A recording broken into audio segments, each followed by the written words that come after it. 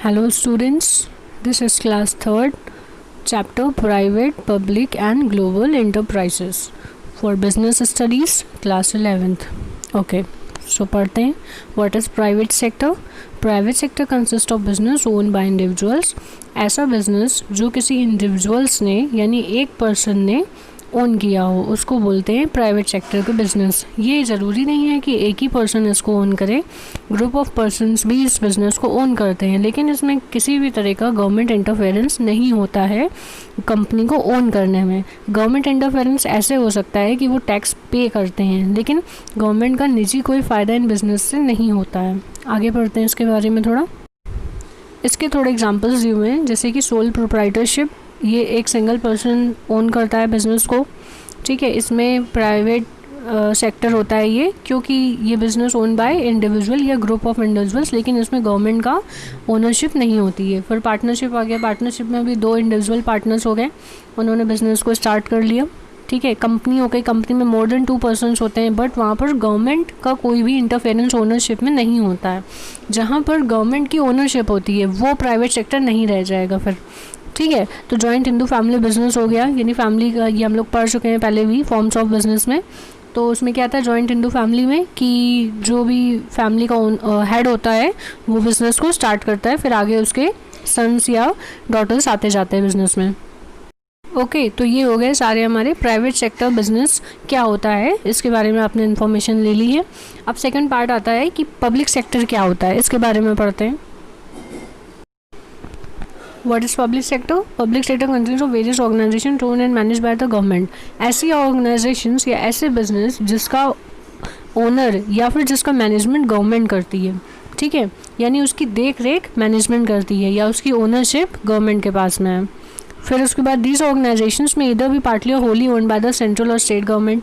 ये ऑर्गेनाइजेशंस या तो आधी या पूरी तरह से गवर्नमेंट के द्वारा, सेंट्रल गवर्नमेंट या स्टेट गवर्नमेंट के द्वारा ओन करी जाती हैं या देखी जाती हैं. या तो पार्टनरशिप होगी उनकी कि आधा प्राइवेट वालों का हो गया, आधा सेंट्रल गवर्नमेंट का हो गया या स्टेट गवर्नमेंट का हो गया, या कहीं कहीं पर पूरी तरह से स्टेट गवर्नमेंट का है, ठीक है, या दो स्टेट गवर्नमेंट्स मिलके, जैसे कि दिल्ली की स्टेट गवर्नमेंट हो गई, कानपुर की, यूपी की स्टेट गवर्नमेंट हो गई, तो ये दोनों गवर्नमेंट ने मिलकर के कोई बिज़नेस कर लिया. तो इस तरह के बिज़नेस होते हैं हमारे पब्लिक सेक्टर के बिज़नेस, ठीक है. तो they may also be a part of the ministry और come into existence by special act of parliament. ये सारे जो भी ऑर्गेनाइजेशंस बनाए जाते हैं ये एक स्पेशल एक्ट पार्लियामेंट में पास किया जाता है, उसके द्वारा इनको बनाया जाता है, ठीक है. तो इसके आपको कुछ एग्जांपल्स आगे चल के मिल जाएंगे. फिर दूसरी क्या कहा गया है इसमें, देखिए, the government through these enterprise participates in the economic activities of the country. Country की अर्थव्यवस्था में गवर्नमेंट हिस्सेदारी लेती है इसी बिज़नेस के द्वारा, ठीक है. जैसे कि सिर्फ पब्लिक कमा के दे गवर्नमेंट को, फिर गवर्नमेंट उससे टैक्स से कमा करके आगे पब्लिक यही वेलफेयर करे, तो उससे सही बात नहीं है ये कि सिर्फ पब्लिक ही क्यों कमाए. तो इसलिए गवर्नमेंट भी बिज़नेस करती है और पब्लिक के लिए मनी कलेक्ट करती है, सो दैट कि टैक्सेस के अलावा भी गवर्नमेंट के पास रेवेन्यू के ज़रिए हों जिससे कि वो पब्लिक वेलफेयर में फर्दर इन्वेस्ट कर सके. So these are the points which tells you about the public sector. If in examination the question comes what is public sector, you have to write all these points. Okay, तो अब देखते हैं कि government किस forms में अपने business को बनाती है. पहला इसमें आ गया डिपार्टमेंटल अंडरटेकिंग, यानी डिपार्टमेंट्स बनाते हैं, गवर्नमेंट डिपार्टमेंट्स होते हैं, आप सब जानते हैं. सेकंड आ गया स्टैट्यूटरी कॉर्पोरेशंस, जैसे इंडियन कंपनीज एक्ट वगैरह इनके अंदर आ गई. फिर आ गया थर्ड आपका गवर्नमेंट कंपनी, गवर्नमेंट ही कोई कंपनी है, ठीक है. तो अब आगे पढ़ते हैं इनके बारे में थोड़ा डिटेल में. सबसे पहले first point, departmental undertakings. This enterprises established as departments of the ministry in considered part और an extension of the ministry itself. यानी मिनिस्ट्रीज़ के लिए ये डिपार्टमेंट्स बनाए जाते हैं, ये उनको या तो मिनिस्ट्री का पार्ट समझा जाता है या मिनिस्ट्री का एक्सटेंशन समझा जाता है. गवर्नमेंट इन्हीं डिपार्टमेंट्स के द्वारा अपनी एक्टिविटीज़ परफॉर्म करके जो भी उसका पार्ट है वो परफॉर्म करती है. जैसे कि इनकम टैक्स डिपार्टमेंट आपने देखा हुआ है, तो ये क्या है, ये एक तरीके से डिपार्टमेंटल अंडरटेकिंग्स है, ठीक है. इसमें गवर्नमेंट का पूरा काम होता है, पूरी गवर्नमेंटल ये सेक्टर है, और इसमें गवर्नमेंट अपने काम को परफॉर्म करती है, एक्टिविटीज़ करती है अलग अलग स्टेट्स में अलग अलग तरह से, ठीक है. तो ये एक बहुत ही अच्छा एग्जाम्पल हो गया. सेकेंड पढ़ते हैं हम लोग स्टैट्यूटरी कॉर्पोरेशंस के बारे में.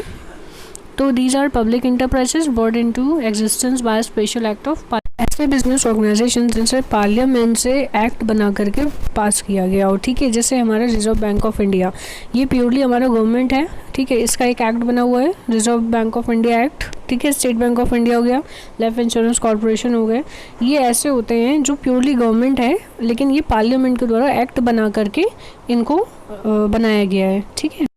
इन्हीं एक्ट में ही इन बिजनेस ऑर्गेनाइजेशंस के पावर्स, फंक्शंस, रूल्स, रेगुलेशंस सारे लिखे होते हैं कि इनके एम्प्लॉय को किस तरह से काम करना है और क्या रिलेशनशिप रहेगा इनका गवर्नमेंट डिपार्टमेंट्स के साथ में। जो रिजर्व बैंक ऑफ इंडिया का एक्ट बना हुआ है उसी के अंदर लिखा है इसके सारे पावर्स, रूल्स, फंक्शंस। ओके, तो जो भी स्टैट्यूटरी कॉर्पोरेशंस होते हैं उनके एक्ट में ही लिखा होता है उनकी क्या पावर्स है, फंक्शंस है, वो उसी के अकॉर्डिंग वर्क करते हैं। तो ये था हमारा स्टैट्यूटरी कॉर्पोरेशंस। आगे बढ़ते हैं थर्ड पॉइंट की तरफ, जिसका नाम है गवर्नमेंट कंपनी। गवर्नमेंट कंपनी क्या होती है? This companies are established under Indian companies act 1956। Government के जितने भी कंपनीज है वो इंडियन कंपनीज एक्ट के अंदर बनाई जाती है, ठीक है। इसमें 51% जो भी शेयर्स होते हैं वो पेड ऑफ कैपिटल होती है, वो हमारी सेंट्रल गवर्नमेंट की होती है। मतलब इससे कम में गवर्नमेंट कंपनी नहीं होती है। जो प्राइवेट होता है उसका 49% शेयर होता है। और यहाँ पर जो 51% की पेड अप कैपिटल होगी ये सेंट्रल गवर्नमेंट के पास पूरी होगी या किसी स्टेट गवर्नमेंट के पास होगी, या फिर आधी सेंट्रल गवर्नमेंट, आधी स्टेट गवर्नमेंट, या फिर एक से ज़्यादा स्टेट गवर्नमेंट्स भी मिलके गवर्नमेंट कंपनी का फॉर्मेशन कर सकते हैं। तो ये थे पॉइंट्स। जब आपको डायरेक्ट क्वेश्चन आएगा व्हाट इज़ गवर्नमेंट कंपनी, तो ये सारे आपको पॉइंट्स उसमें लिखने हैं। फिर आपको 2-4 एग्जाम्पल देने हैं गवर्नमेंट कंपनी के। इसमें एग्जाम्पल पढ़ते हैं गवर्नमेंट कंपनी का। सबसे पहला एग्जांपल है मेरा Hindustan steel limited, Hindustan copper limited. तो ये सारे अपने नाम सुने होंगे जितने भी यहाँ पर लिखे हैं, ये सारी गवर्नमेंट कंपनी है। अब आगे बढ़ते हैं। हमारा नेक्स्ट कंसेप्ट है इकोनॉमीज ऑफ स्केल। इस चैप्टर में आपको एक टॉपिक मिलेगा इकोनॉमीज ऑफ स्केल, इसको समझते हैं। Where large scale industries are required to be set up with huge capital outlay, the public sector had to step in to take advantage of economies of scale, ठीक है। Scale यहाँ पर क्या इसका मतलब है, जब लार्ज स्केल में इंडस्ट्रीज़ को बनाने की ज़रूरत पड़ती है और इन इंडस्ट्रीज़ को ह्यूज कैपिटल आउटले की ज़रूरत पड़ती है। जैसे कि आप बिग बाज़ार देखिए, ये क्या है, ये ह्यूज कैपिटल आउटले है। ये तो फिर भी एक छोटा कंसेप्ट हो गया। जैसे कि इंडियन रेलवेज़ हो गई हमारी, तो इतना बड़ा आउटलेट, ठीक है। आप देख सकते हैं पूरे हमारे भारत देश में इंडियन रेलवेज़ फैली हुई है, इतनी खूब सारी ब्रांचेस है रेल्स की। तो इतने बड़े प्लेटफॉर्म को बनाने के लिए, इतना बड़ा ब्रांचेस हमारे बिजनेस को फैलाने के लिए, हम कोई भी प्राइवेट वाला तो ये काम नहीं कर सकता है कि प्राइवेट सेक्टर में इतना पैसा हो।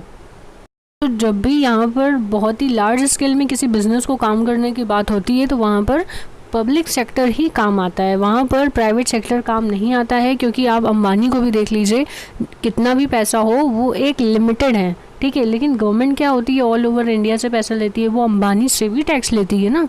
तो इसलिए गवर्नमेंट के पास अल्टीमेटली पैसा बहुत होता है और वो किसी भी बड़े बिजनेस को शुरुआत करने के लिए सोचना नहीं पड़ता। उनके पास इंफ्रास्ट्रक्चर होते हैं बहुत सारे, उनको किसी भी गवर्नमेंट में मतलब इतने ज़्यादा उनके पास लिटिगेशंस नहीं होते हैं कि उनको बहुत सारे कॉम्प्लिकेशंस को फॉलो करना पड़ेगा, ऐसा नहीं है। तो ईजी होता है। दैट्स वाई लार्ज स्केल के बिज़नेस को करने के लिए हमेशा पब्लिक सेक्टर आगे आता है और इसी में उनका फ़ायदा भी होता है।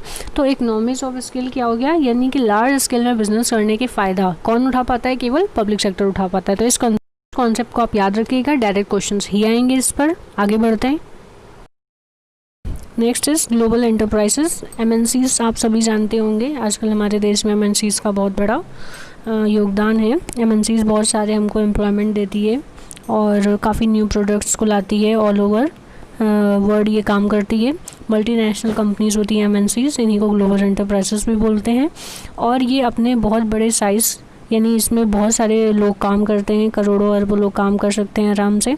उनमें नंबर ऑफ़ प्रोडक्ट्स बहुत ज़्यादा होते हैं, ये किसी भी सिंगल प्रोडक्ट पर काम नहीं करते हैं।